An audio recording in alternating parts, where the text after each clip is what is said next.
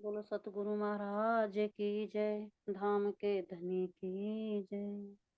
वंदो सतगुरु चरण को, करु प्रेम परिणाम। अशुभ हरण मंगल करण धनी, श्री देव चंद्र जी नाम। श्री प्राणीनाथ निज मूल पति, श्री मेहराज सुबिनाम। तेज कुंवर श्यामा युगल को, पल पल करो प्रणाम। पिया जी को पल पल करो प्रणाम। प्रणाम सुंदर साथ जी, आपके चरणों में कोटि कोटि प्रेम प्रणाम जी। प्रणाम जी, प्रणाम जी। चौपा। थोड़ा सा हल्का सा, थोड़ा सा बड़ा कर दो, हल्का सा। बस बस। शुद्ध सबो पई शब्दों से, शुद्ध सबे पाई शब्दों से, जो होवे मूल सगाई। हिन एक विलंब न कीजिए, तब तो लीजिए जीव जगाई। यदि परमधाम का मूल संबंध है, तो सतगुरु के शब्दों से ही परम सत्य की पहचान हो जाती है। ऐसी स्थिति में एक क्षण भी देरी किए बिना अपने जीव को जागृत कर लेना चाहिए। यदि राज्य महाराज जी कह रहे हैं, सतगुरु महाराज जी, यदि परम धाम का अंकुर संबंध है। अब परम धाम का संबंध अंकुर, यानी कि जब जीव था तो नहीं पता था। अब जिसका जो अंकुर है, जो सतगुरु महाराज के जो शब्द आए ना, जो इंद्रावती के हृदय से प्रकट हुए और ये मुखमंडल से बाहर आए, वाणी जो वाणी में दर्शाई गई, और वो जो जीव है, जो जिनके अंकुर है ना, तो उन्हें परमात्मा ने वो तारतम ज्ञान के माध्यम से जो उन जीवों को मिला वो अवसर, जो धनी सतगुरु, वो जो गुरु ने हाथ पकड़ा, सतगुरु ने, तो उनके माध्यम से ये अब सतगुरु महाराज की महिमा को जान रहे। वो कैसे? अगर जैसे कि मान लिया सतगुरु के शब्दों से ही, तो जो हमने वाणी का मंथन किया कि हम कौन है, कहाँ से आई। वो कहा, राज्य महाराज जी कह रहे, तू कौन इत क्यों कर आई, कहाँ है तेरा वतन, नार तू कौन खसम की दरड़ कहो वचन। तू सोवत है क्या जागत है, सोवत है क्या नींद में, करके देख विचार, विद यहाँ की कहो इन जीवी के प्रकार। तो यानी के राज्य महाराज, हम कैसे पता लगा इन जीवों को। अब जो जो सूरता परम धाम में राज्य महाराज जी के, वे बैठी उनके चरणों में, या सूरता इन जीवों पर आकर के बैठ गई। तो यही अब इस माध्यम से शब्दों का ककरी, ये तो शब्द किसके लिए आए, सतगुरु जो शब्द है, ये सतगुरु शब्दों के माध्यम से ही, ये सतगुरु है शब्दों में ही, इन वाणी के अंदर ही, कि हमें अब जब बता रहे कि तुम कहाँ से आई, कौन हो, क्या लेना आई। तो हम बैठे राज्य के चरणों में ही, और अपना यहाँ सूरत, तुम्हारी सूरत आई, तो अब यह सूरता ईसा देख रही। तो सतगुरु कोई शब्द नहीं है, सतगुरु के अंदर जो रहस्य छिपा हुआ है वही सतगुरु है, वही मेरे श्याम जी हैं। अब परमात्मा की पहचान हो जाती है। परमात्मा की पहचान यही हुई कि हम बैठे वहीं राज्य के चरणों में ही है, और हमारी सूरता यहाँ इसमें इस भव सागर में आई है, और हम कैसे कैसे आए, ये सारा हमें दर्शा दिया। अब कह रहे राज्य हमारे, ऐसी स्थिति में एक क्षण की भी देरी किए बिना अपने जीव को जागृत कर लेना चाहिए। एक क्षण के मतलब बिल्कुल भी, अब तो है कि हमें पता चल गया इस भाव सागर से जाना है, और हमें परमात्मा की तरफ को, यहाँ इस भाव सागर में भी रहना है, और अपने परमात्मा की तरफ को अपने चरण बढ़ाना है। कि जैसे कि अब बताया है कि मान लिया, यह बता इसमें कि आसाराम पांडे का जो दृष्टांत दिया है हमारी बीतक में, हमें इससे भी शिक्षा मिलती है कि कैसे दौड़े चले गए, और हमें भी अब कैसे दौड़ के जाना है, हमें सतगुरु ने बता दिया शब्दों के माध्यम से। कि जैसे कि मान लिया कहते थे घर वाले, आखिर वहां मत जाना, टिकुरी गांव में तो एक साधु आए हुए हैं, और पता है वे तो एक जादू करते हैं, और वे तो अपने चरणों में ही रख लेंगे, वहां मत जाना। अब जैसे कि उन्होंने सब, क्योंकि वहां का अंकुर था उनके हृदय में, जो बाहर के किसी भी आदमी तो सुना, जो उनके चरणों में गए, उनकी चर्चा सुनी, अरे वे तो बड़े में हैं और परमहंस है, कोई साधु कह रहा, कोई परमहंस कह रहा। तो यानी कि उसके भी अंदर एक लगन जिज्ञासा हुई, क्योंकि वह अंदर की जो चेतना थी ना, वो वहाँ का अंकुर था, उसे लगी लगन। उन्होंने घर में भी शेयर किया कि मैं वहाँ जाऊँगा। उसने कि ठीक है कहा, घर वालों ने मना कर दिया। उन्होंने कहा नहीं, मैं नहीं नाम लेने का, ना मैं कुछ मतलब जो कहेंगे मैं मानने का ही नहीं, मैं वहाँ नहीं रहने का, पर दर्शन करके आऊँ। वो फिर भी चले गए। अब जैसे कि जाने के बाद, अब उन्होंने दर्शन किया। अब जैसे मानने की बात है, परमहंस जी कहने लगे जो जहाँ का है, वो वहीं तो आएगा और वो वहीं जाएगा। अब वो देखा, अब जो उसके अंदर जो चेतना थी ना, तो उसने ही पकड़ की कि क्या कह रहे? मैं क्यों जाऊँगा यहाँ? मैं क्यों आया? रहने के लिए थोड़ी आया, मैं तो दर्शन करने के लिए आया, मुझे तो जाना है वापस। तो क्या होता है कि वे वापस चले ही जाते हैं। अंकुर तो है वहाँ का, क्योंकि अब जीव की आत्मा की खींचातानी हो रही। क्योंकि घर वालों ने मना किया था कि जादू कर देंगे। आत्मा अंदर की जो वह खींच के भी लाई और मन में चल रहा दोनों तरफ का। तो जैसे कि सो जाते हैं रात में, तो उनके सपने में क्या करते हैं राज जी महाराज जी, उनके सपने में वो डाल देते हैं, क्या कहते हैं कि पाती भेज दी या पत्र भेज दिया या दर्शन में दे रहे और अपनी तरफ को कह रहे, उसको खींच रहे। अब जो था, उन्होंने बात ही सुनते के साथ ही कहने लगा नहीं, अब जाना है तो जाना है, भाई बुला रे। क्योंकि वह जो आत्मा थी उसे और भी बल मिल गया शब्द सुन के। जो अभी कहा कि शब्दों से ही सुन के, जो शब्द सुने पाती के अंदर, क्योंकि पाती कोई कागज शब्द नहीं है, वही मेरे सतगुरु है, पाती सतगुरु है। तो वे पाती को सुन करके वे चल दिए। क्योंकि तभी तो एक क्षण के लिए गए, दंडवत प्रणाम किया, हाथ जोड़ के विनती करी कि मुझे तारतम ज्ञान दीजिए और मुझे भी परम धाम का अपना अधिकारी बनूं, मैं भी उस परम धाम का। और बस मुझे तो नहीं जाना, मैं तो आपके चरणों में ही रहूंगा। क्योंकि वो वहां की आत्मा थी, एक क्षण की भी देरी नहीं की, खींचे चले गए और तारतम लिया और अपनी आत्मा को जागृत करी और उनके चरणों में समर्पण हो गई।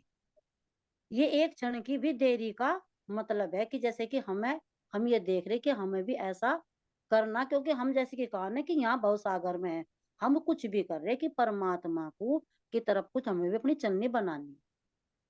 और सुंदर साथ और आगे है दीदी भाव इसका। नहीं नहीं, पूरा हो चुका। आपने बहुत अच्छा वर्णन किया एग्जाम्पल से, है ना। मेरे भाव ये या और सुंदर साथ खोल नहीं लेंगे कोई सा। नहीं, बहुत अच्छा वर्णन कर दिया आपने, क्लियर ही कर दिया जीव को कि सतगुरु क्या है ना, करना क्या है, जैसे आसाराम पांडे ने किया। बाहर के रोके तो अंकुरित आत्मा फिर भी नहीं रुकी, है ना। ये बहुत अच्छा अच्छा गुड।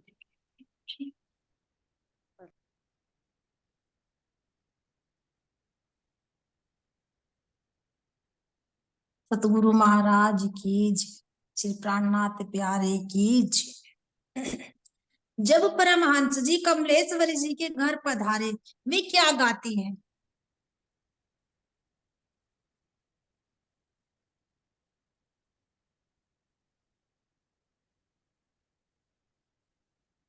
चलिए सुनिए जी, क्या गाते हैं।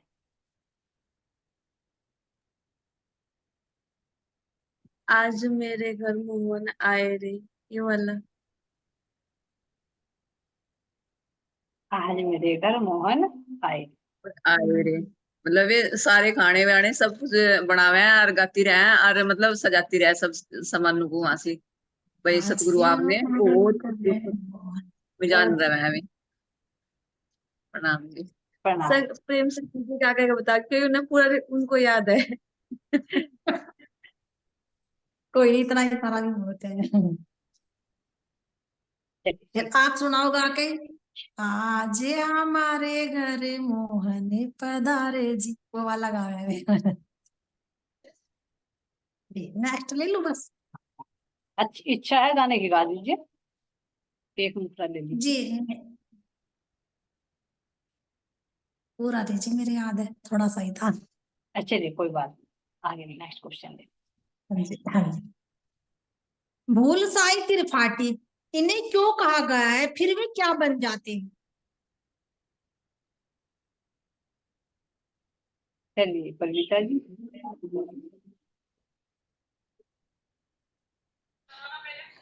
हाँ जी, भूल सिंह त्रिपाठी भूले हुए थे, तो फिर उन्हें अपनी आत्मा तारतम मंत्र लेकर आदमी अपनी आत्मा का पता चला है, तो वे जागृत हो जाता, वे जाग जा, फिर उन्हें पता चल जा ये भूले हुए जागृत हो गए।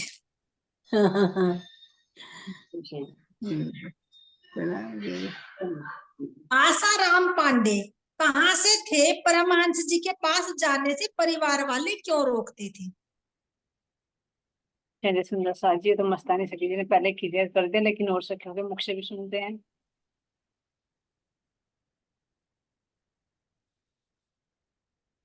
चलिए सुमन श्यामा जी आप बताइए।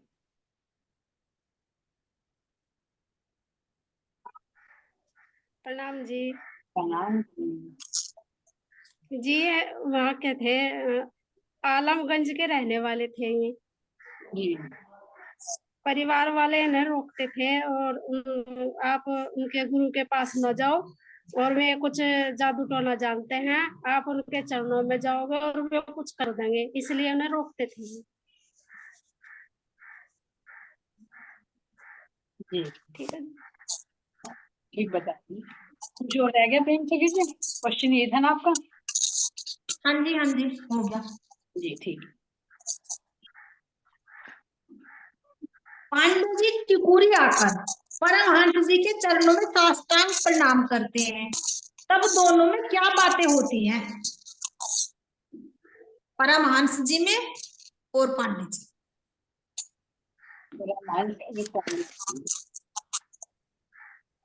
चलिए तीन सुंदर से रह। चलिए कोमल सखी जी आपके पास आ रहे हैं, आप बताइए।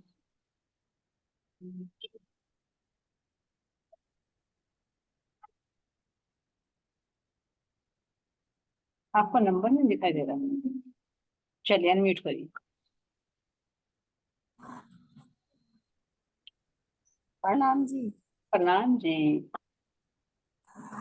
हाँ जी, जब वे सतगुरु के पास जावे तो चरणों में पड़ के तो राज पकड़ ले उनके चरण, तो फिर वे कहे परमहंस महाराज जी को, उठो परमात्मा, क्या तुम्हारे मन की होगी जो तुमने सोचा तो होगी वो पूरी, कि मैं तो तारतम नहीं दूंगा।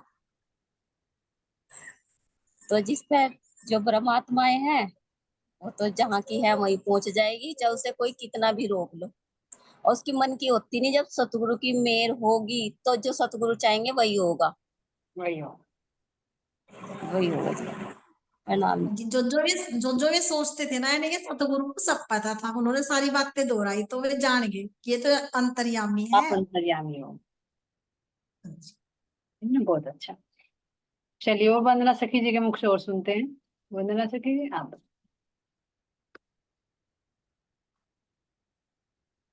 हाँ जी प्रणाम जी। बस वैसे तो उन्होंने बता ही दिया, यही था कि वो जान गए थे, उन्होंने उनके मन में तो दृढ़ निश्चय कर ही लिया था उन्होंने कि मैं दीक्षा तो लूंगा नहीं, लेकिन उनको जब ये लगा कि उनके चरणों में पड़ते ही उनकी कुछ आभास हुआ तो उन्होंने उनसे क्षमा मांगी और सोचने लगे कि शायद इनकी चाल चल गई है, कोई चतुराई मतलब इनकी चल गई है, और जो मेरी पैरवी करने लगे कि अब कहो क्या, मतलब क्या बात है तुम्हें, मतलब वापस आ गए हो 4 दिन बाद। हम्म। क्योंकि वहां से आके वो घर आए तो 4 दिन आए हो गए थे, उन्हें बेचैनी रही उनको, और उनको एक वो सपना भी दिखा, सपने में उन्होंने एक पत्र भी दिया उनको, जिसके पढ़ के वो गाना भजन मतलब गाने लगे पत्री पढ़ते ही। बिल्कुल सही। इसी में ही है जी, अगला क्वेश्चन नहीं में नहीं है ये। नहीं नहीं, ये इसी में आपने जो बता दिया ना, आप ये बता दिया आपने सही कि वे पत्री पढ़ते ही गाने लग गए। सपने में कि अब हुआ चैन न है आवे, कमाल, चैन न आज पड़े दिन मेरे राती। से नहीं आए। सपने में कमाल हो गया है ना, एक तो है ही सपना, एक सपने सपने में। में कमाल हो गया कि अब चैन न आवे दिन राती रे मोए, आए शाम की पाती रे। बिल्कुल सही। बहुत अच्छा बना सही। जी। पर प्रहलाद के साथ क्या घटना घटी, इससे हमें क्या शिक्षा मिलती है? चलिए सुनिश्चा जी, प्रहलाद जी के साथ में क्या घटना घटती है?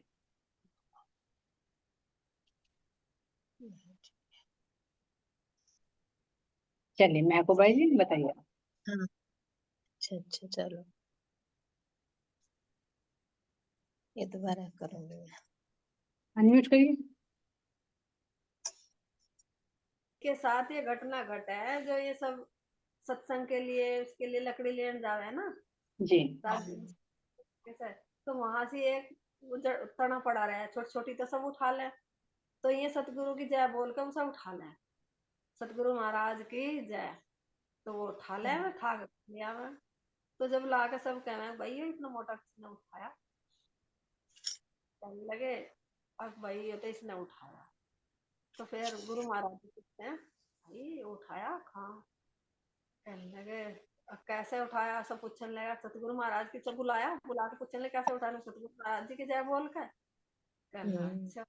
सतगुरु महाराज जी ने अपना कंधा दिखाया उनकी, तो उन्हीं के बल से तो उठाएगा था नहीं इतना मोटा, जो 6-7 जने तो उठा लेंगे, वो केला कैसे उठा लेगा। तो फिर उन्होंने कहा ऐसा काम नहीं करना चाहिए जो मतलब ना हो, जो 4 मिलान का केला खा लेता। तो ये शिक्षा दी इसने, जो हम जैसे भी कोई काम कर रहा है, जो मतलब जो हमारा गुजारा चल रहा है चल रहा, और जो हम सोचने लगा कि नहीं भाई हमारा तो काम इतना बड़ा हो जा, या हम इतना बड़ा काम करता है, बोल सतगुरु महाराज की जय। तो वो कर तो दें सतगुरु महाराज जी, लेकिन उन पर जोर, जब जिस चीज से सारा काम चल रहा हो तो चलाओ, जो ना चल रहा हो तो इसमें कष्ट ना दो सतगुरु महाराज। अब जो काम नहीं भी थारी जो बिना बीच रही तो बिना बिछाओ, और जब बीचने उसे भी तुम ठान लगे। तो हमें शिक्षा मिला इससे, जो राज्य महाराज जिस हाल में रखे खुश रख रहे, हम ऐसा कोई कार्य न करें जो हमारे सतगुरु पर जोर। हाँ जी, वो जैसे देवचंद महाराज जी ने वो नहीं पार कर दी थी नदी, तो श्री प्राणनाथ जी की कमर पे चिन्ह छप गए थे। नहीं देवचंद महाराज छत्रसाल जी, हाँ छत्रसाल जी ने, हाँ जी मिस्टेक होगी।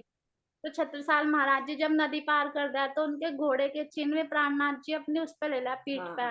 तो भी प्राणनाथ जी भी ऐसे ही हांसी हो रहा है, ऐसे जैसे प्राणनाथ जी की उनके साथ हुआ था छत्रसाल जी के साथ। छत्रसाल महाराज जी ने पार कर दी थी, बहुत सतगुरु महाराज की क्यों न जाना था, छत्रसाल महाराज जी को आभास हो गया था, उन्हें जल्दी ऐसी ही नदी। तो ये जब जय बोली तो प्राणनाथ जी ने करा हमारे कार्य, यहाँ करा परमहंस जी ने। तो जो सतगुरु का नाम लेकर करे कोई काम ऐसा अनसट ना करो, और जो सतगुरु को जोर। तो हमें अपने फायदे के लिए ऐसा काम नहीं करना चाहिए जो सतगुरु महाराज जी को तकलीफ होवे, दर्द होवे उन्हें। बिल्कुल सही नूर भाई, मैं बिल्कुल सही बता कराना महाराज ने, तेरे से जो हो सके वह प्रभु से ना कराओ, यानी चाहे सतगुरु के चाहे प्रभु से ना कराओ। उनके अंदर सतगुरु प्रभु ही होते हैं ना राज्य महाराज जी। मठ का तो प्रभु ना भरे भर देंगे तालाब, है ना। तो यानी जितना बड़ा कार्य हो बोले, छोटे छोटे कार्यों के लिए सतगुरु को परेशान ना कर साथी, ना ये शिक्षा में से बहुत अच्छा बताया मानिक भाई जी और नूर भाई जी ने। प्रणाम जी। प्रणाम जी मानिक भाई जी। हाँ जी, चौपाई में ये भी तो चौपाई में एक शब्द आया सगाई, सगाई का शब्द भी तो आया ना चौपाई में। कौन सी चौपाई में? अभी जो मस्तानी सकीना बोल रही राज्य महाराज जी की चौपाई। हाँ सगाई का मतलब संबंध। हाँ जी संबंध, सगाई का मतलब संबंध, अपने संबंध को पहचान लीजिए। अच्छा जी, मैं तो और कहीं जा रही थी। नहीं, जो आपके भाव में आया बताइए आप। हाँ जी, जैसे मूल सगाई यानी कि राज्य महाराज जी के जैसे मत तारतम्य मिला, तो जब हमें तारतम्य मिला तो समझो हमारी राज्य महाराज जी ने वो जो सगाई वो संबंध जुड़ा। और जब तारतम्य से संबंध जुड़ा तो समझो, जब कहते हैं नहीं भाई, हाँ तो कहते रिंग सेरेमनी होगी, सगाई होगी। तो जब मेरे राज्य महाराज जी ने हमें अपना तारतम्य दिया, तो तारतम्य दिया तो समझो राज्य महाराज जी हमारा संबंध जुड़ गया। संबंध तो पहले से ही है, क्योंकि यहाँ आके जो हमें मिला, यहाँ आके मिला। तो जब संबंध हुआ, सगाई हुई, तो सगाई के बाद अब जब मिलन होगा, मिलन कब होगा? जब राज्य महाराज जी से हमें उनका दीदार होगा, जब हम राज्य महाराज जी का आत्मा का रूबरू मिलन होगा, तो जब होगी हमारी शादी, यानी के मिलन। जी मैं समझ में आया, मुझे वही समझ में आया सगाई का।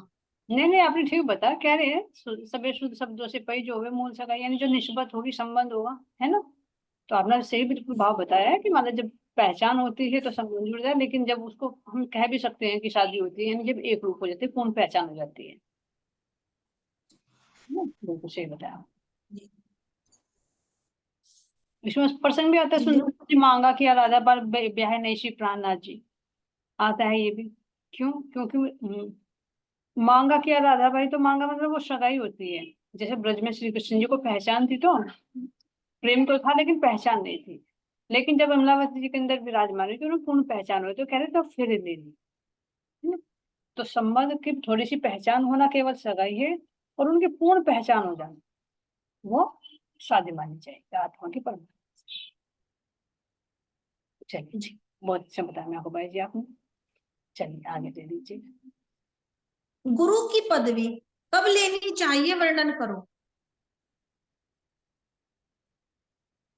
गुरु की पदवी पे कौन लायक होता है, सुंदर जी उनके अंदर क्या एबिलिटी होनी चाहिए, है ना। गुरु तो हर कोई बनना चाहता है, लेकिन हमें भी तो पहचान होनी चाहिए ना कि कौन गुरु होना चाहिए, उसके अंदर क्या योग्यता होनी चाहिए। हाँ जी, हाँ जी।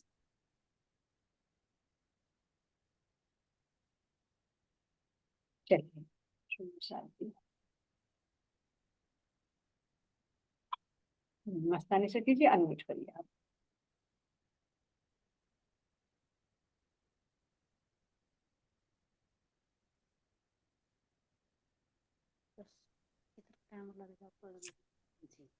गुरु की पदवी कब लेनी चाहिए।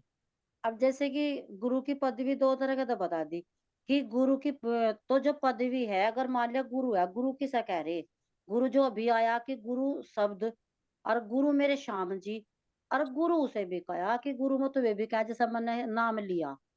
अब गुरु का पता ही नहीं कहाँ है, जो हम अगम की निगम, हम पार की भी पार की बात बता रहे, हम अपने परम धाम की पहचान करा दी।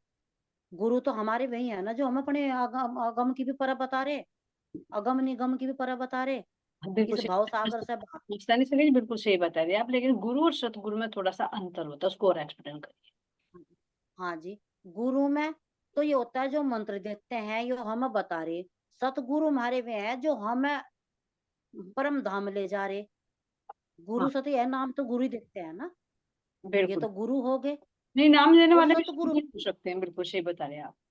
हाँ जी, और हमारे सतगुरु हम उन्हें कहेंगे जो हमारे सतगुरु पूर्ण परमात्मा है, जो हम सतगुरु जो नाम हमारे जो नाम देवे भी तो परम धाम का रास्ता दिखा सके, सब नहीं होते ना, मतलब लायक नहीं, सब नहीं होते, पहचान सब नहीं करना। होते हाँ नहीं, सब नहीं होते। जैसे मैंने नाम लिया, अब मैं कहूंगी तो मैं भी उसे गुरु, अब उन्होंने तो पता भी नहीं लिया, मनु ही नहीं पता बेचारे है कहाँ।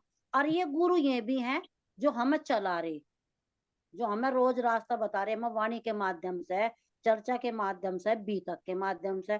और जो सतगुरु हैं, वे सतगुरु हमें इस भाव सागर से हमें जो निकाल रहे, उन शब्दों के अंदर जो रस है वो रहस्य है, उनसे परे की बात बता रहे, जिससे हम जान करके, जब भी बताया हमारी सखी ने कि जिससे हमारा मतलब संबंध जुड़ा, हमें ज्ञान आया, तारतम आया, उसके अंदर प्रकाश आ, जो इंद्रावती के मुखमंडल से उनके हृदय से प्रकट हुआ, उन शब्दों के अंदर में जो रस है, जो सत्य हमारे सतगुरु महाराज है।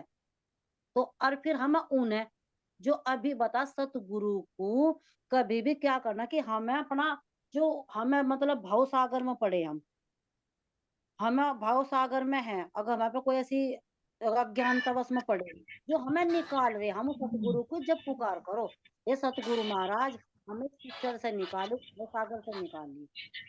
अब ये नहीं कि छोटी छोटी चीजों पे सतगुरु को कष्ट देना, जैसे कि अभी प्रहलाद को आया, ये कहा कि उन्हें माफी मांगी नहीं पड़ी क्योंकि खावा लाल हो गया, सतगुरु को पुकारा और जय बोल करके लक्कड़ उठा लिया, तो सतगुरु को तो आना पड़ा, सतगुरु तो क्योंकि अपने आएंगे अपनी आत्माओं की रक्षा के लिए, वे तो आएगा ना। हम ये कह रहे हैं कि हम जरा जरा सी बातों पर हमें सतगुरु को कभी भी इस तरह नहीं परेशान करना या पुकारना चाहिए।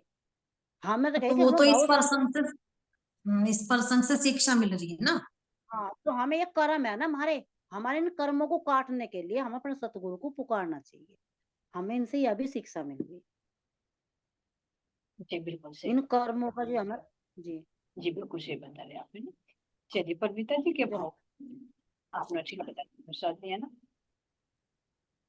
हाँ जी, एक सतगुरु ये भी तो है, वो चौपाई है ना कि सतगुरु साधो आको कहिए जो अलख की देवे लख, इन उल्टी से उल्टाए के पिया प्रेमी करे सन्मुख। तो जो हमें परम धाम का रास्ता दिखा रहे गुरु तो ये भी है जिन्होंने हमें स्कूल में पढ़ाया। गुरु जी हमें यहाँ भी मिला, मतलब गृहस्थी में भी देखो गुरु है जो हमें गलत रास्ते से हमें सही रास्ता दिखावा कि ये बात गलत है, ऐसा ना करो ऐसा करो। तो गुरु तो पता नहीं मतलब कितने तरह के हुए, लेकिन जो सतगुरु है हमारे, सतगुरु मेरा श्याम जी मैं अहनिश चलने रहूं, सनमंद मेरा यही सो मैं यही सदा सुख लहूं, कुछ इस तरह चौपाई है जो। साथी सदा साथ सुख से है। हाँ जी। तो हाँ, तो सतगुरु तो हमारे ही यही है, हमारे जैसे परमहंस महाराज जी हो गए, हमारे रामरतन महाराज जी, तो इनसे तो हाँ जी, तो ये तो साक्षात राजी महाराज जो है, जो हमारे सतगुरु महाराज जी हैं मतलब। हाँ जी, प्रणाम जी, यही था बस।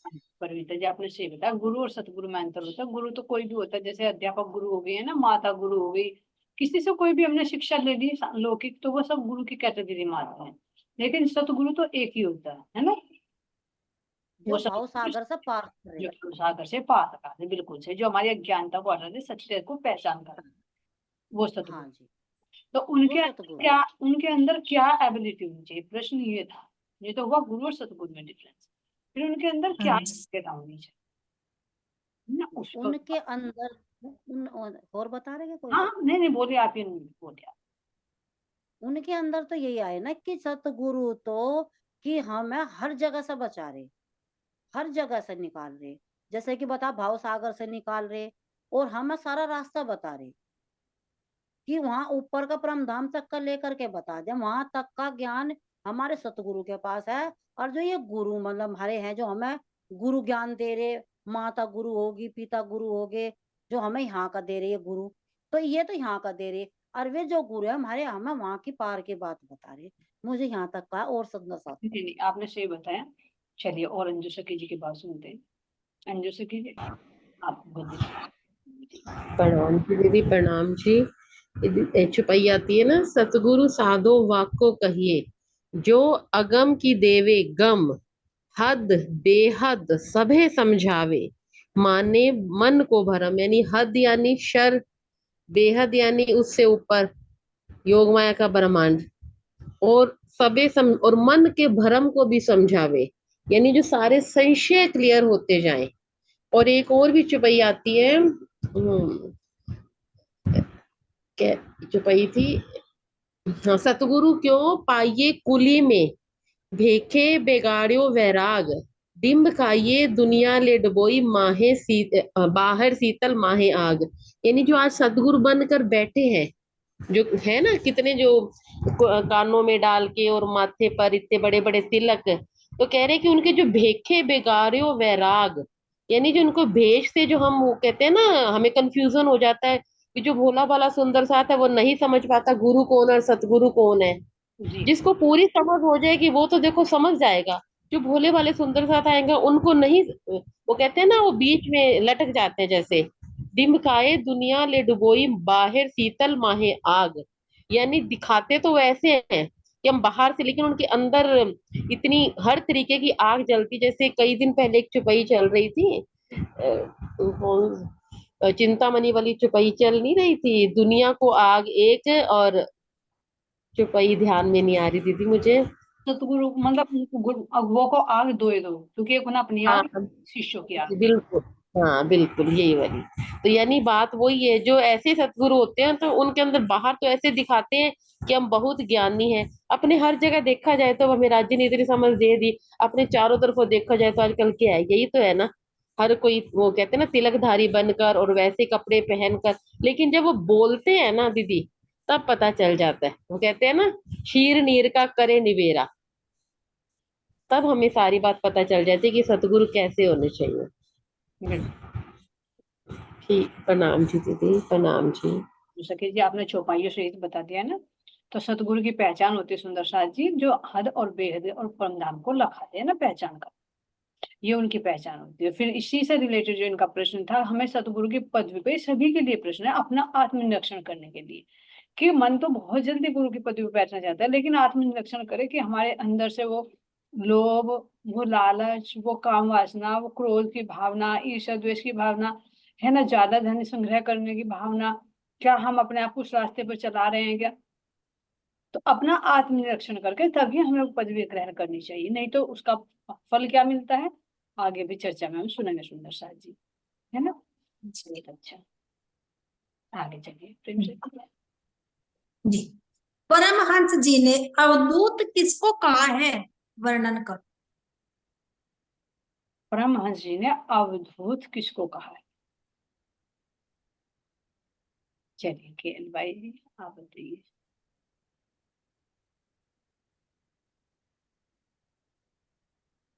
हरियल से कीजिए, अनम्यूट करिए आप। प्रणाम जी। प्रणाम जी। हाँ जी, उसको अवधूत ना उसको कहा है जिस सर्प को, जो सर्प निकला था ना कुएं से, सतगुरु महाराज जी ने उसको नाम दिया था अवधूत, क्योंकि उसके पिछले पुनर्जन्म के जो कर्म थे ना उसमें वो योनि मिली थी सर्प की। तो वैसे अवधूत कहते किसे हैं? ये तो यहाँ तो सर्प को कहा, उन्होंने कहा ना अब तो सर्प है, लेकिन पिछले जन्म का कोई अवधूत है, तो अवधूत किसे कहा जाता है?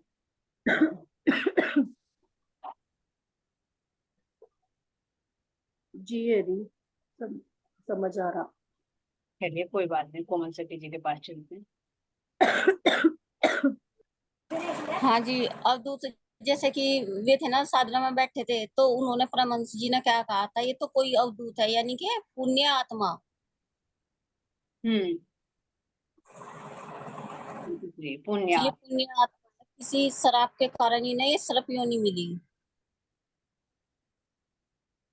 जो कर्म रहते थे ना उनके उसे काटने के लिए। जी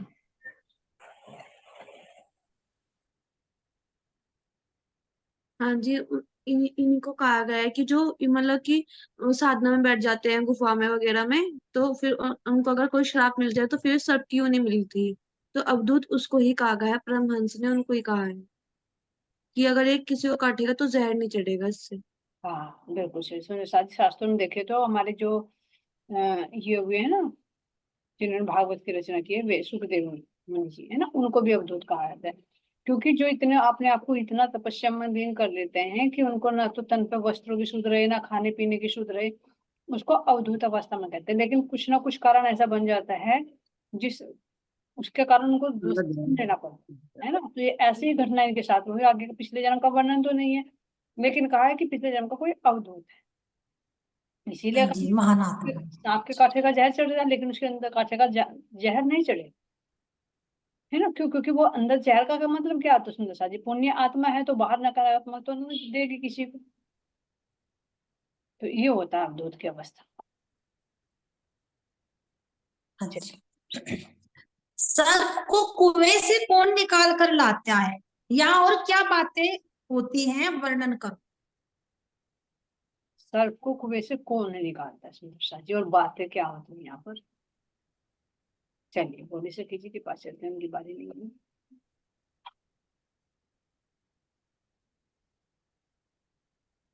हाँ जी प्रणाम जी, आवाज आ रही दीदी? हाँ जी आवाज आ रही है, आप बताइए। हाँ जी, कुएं से सर्प को साधु बाबा ही तो लगते हैं ना निकाल कर। हाँ क्या बातें होती है, कैसे निकालते हैं? हाँ जी, ये ऐसे निकालते हैं जैसे ये नीचे सर्प हो कुएं में, तो उन्हें हाथ पर चढ़ाने के लिए कहते हैं वे। हाँ जी।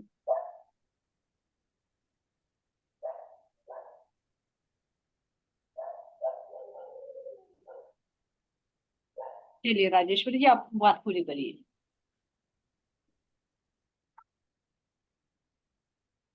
राजेश्वरी नाम जी, जैसे भी इसमें कुएं में सर्प को देखते हैं तो सारे डर जाओगे या कि भाई इसमें तो कुएं में सर्प है, तो वे सदगुरु के पास जाके समझते इसमें सर्प है, और जैसे वे पकड़ने के लिए जा तो वो उनकी तरफ को फूंका रहा है, तो ये सदगुरु कहती है तुम्हें काटेगा नहीं, और अगर काटेगा भी तो जहर नहीं चढ़ेगा, पर जब दोबारा जा तो जब भी ऐसे फूंका रहा है डर के फिर चले जा। तो फिर सदगुरु जी उन्हें कहा, जो साधु बाबा हो कहना कि तुम जाओ और उससे जाके कहना कि बच्चे मेरे हाथ पे चढ़ जाओ, वो तुम्हारे हाथ पर आ जाएगा। तो वे वैसे ही साधु बाबा जो अंदर जाओ कुएं में, उन्हें जाकर कहा कि सिर्फ को तो बच्चे मेरे हाथ पे चढ़ जाओ, तो वे उनके हाथ पे चढ़ जाओ और जो ऊपर आदमी हो उन्हें रस्सी से वे ऊपर निकाल लाना। तो फिर वे दूसरे उसमें दूर बाग में जाकर उन्हें छोड़ जावे कि साधु बाबा भरोसा फिर सिर्फ को कहा कि बच्चा मेरे हाथ से उतर जाओ, जैसे परमहंस ने उनसे कहा था कि तुम दूर जाओगे तो उन्हें ऐसे ही कह देना तो तुम्हारे हाथ से उतर जाएगा। तो सिर्फ उनके हाथ से उतर के और दूर उसमें बाग में दूर चले जा रहे। यही है जी, और कुछ है? नहीं आप सही बता रही जी। बिल्कुल आप ओके सही है ना, बिल्कुल सही बता। तो सुंदर साथ जी कोई और दूसरा सुंदर साथ जाता है वो नहीं निकल पाता, लेकिन साधु बाबा तुरंत चलते हैं ना, जैसे सतगुरु ने आदेश दिया तुरंत। सुंदर साथ जी पुण्य आत्माएं, हाँ जी बोलिए कुछ कह रहे हो आप? जी जी उनके अंदर वो विश्वास था कि जो ये हम कह रहे हैं जी, सदगुरु कह रहे हैं कि आप इनके अंदर विश्वास था कि जो ये कह रहे सही कह रहे, अगर अब तो मुझे जाना चाहे मैं मर भी जाऊं, अगर वो इन्होंने गुरु जी ने कहा तो मुझे इनकी बात मान ली, हर हाल में मान ली, चाहे मेरे साथ कुछ भी घटना घट जाओ। तो उनके अंदर एक दृढ़ निश्चय था ना, वो उससे भी गई थी ना।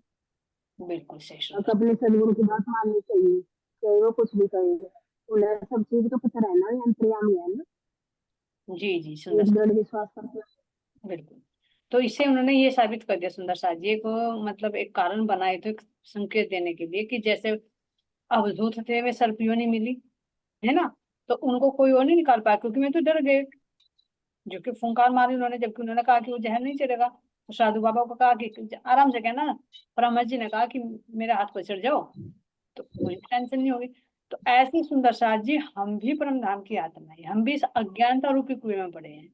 तो परमहंस जी ने जो हुक्म दिया ना साधु बाबा को, किसी और को हुक्म नहीं दिया कि तुम जाओ और इन्हें अपने हाथ पर चढ़ाओ, नहीं तो ये भी तो कह सकते थे कि तुम उनको पकड़ लो। हाथ पर चढ़ने के लिए क्यों बोला? क्योंकि हर चीज के पीछे रहस्य होता है, यानी जो सतगुरु की करनी है उस करनी पर चले, उस करनी को हम अपना लें, तो वही हम क्या होगा फिर इस भवसागर से निकल जाएंगे। और फिर कह रहे जैसे यहाँ से नाव बनाकर योग माया के ब्रह्मा ने पहुंचा दिए, ऐसे हमें